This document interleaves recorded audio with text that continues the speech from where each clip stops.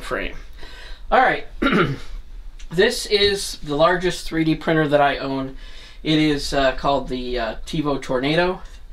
I used it to print this right here, which is, I know a lot of you aren't familiar with gaming, but this is a dice tower.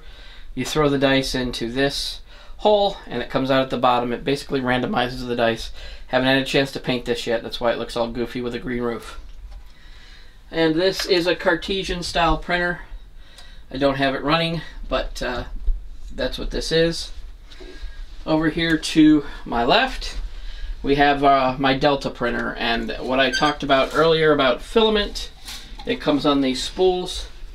I purchased them. It looks something like this. This is rainbow filament. I plan on doing something with this a little bit later. But this spool goes onto the spool holder, and the filament feeds down through here and extrudes down here into the nozzle. I explained all that earlier if things went well. This is a Delta printer. There are only 3 axes, and this is the print bed right here. The print bed on this is heated. I have to keep 99% alcohol on hand to clean the bed with at various times. Here's another, let me see if I can get a better, this is what filament looks like on the spool. It gets fed down into the printer. Now, this here is the camera I use to keep an eye on these when they're working to make sure they don't mess up, because things happen in 3D printing. Sometimes they mess up and you gotta stop the print and start from scratch. This one right here is my Ender 3. Right now I have like a green filament going into it. I've been using this to print some of the stuff that I need to paint. And let me get this out of the way. And then finally this one right here is, it's a little bit off kilter right now, but that is my liquid resin printer. This printer here uses liquid resin instead of the spools of filament like these do. And basically how the liquid resin printer works, these other ones all work the same way I explained earlier. The liquid resin printer works by liquid resin is put in there, and underneath there's a light. And what that does, it's a UV light, and it takes a picture on the bottom of the build plate right here.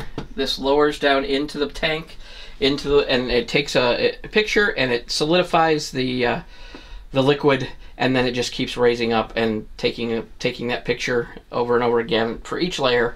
And this one is unique in the fact that it prints one layer at a time instead of an entire layer in one go, instead of like these. This will go around and around and around and around.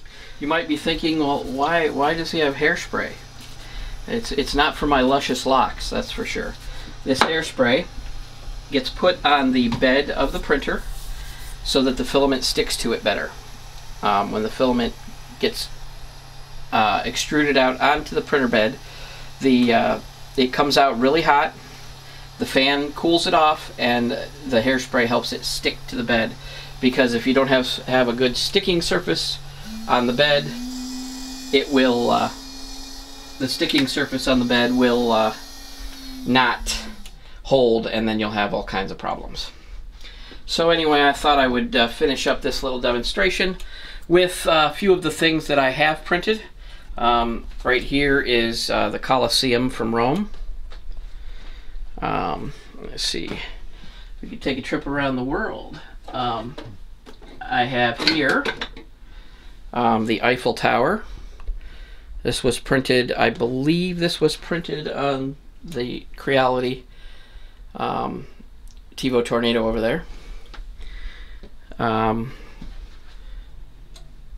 talked earlier about printing a wand for my niece. This is not the exact one that I printed, but this is, I don't know if you guys watch Harry Potter at all, but this is the Elder Wand from Harry Potter.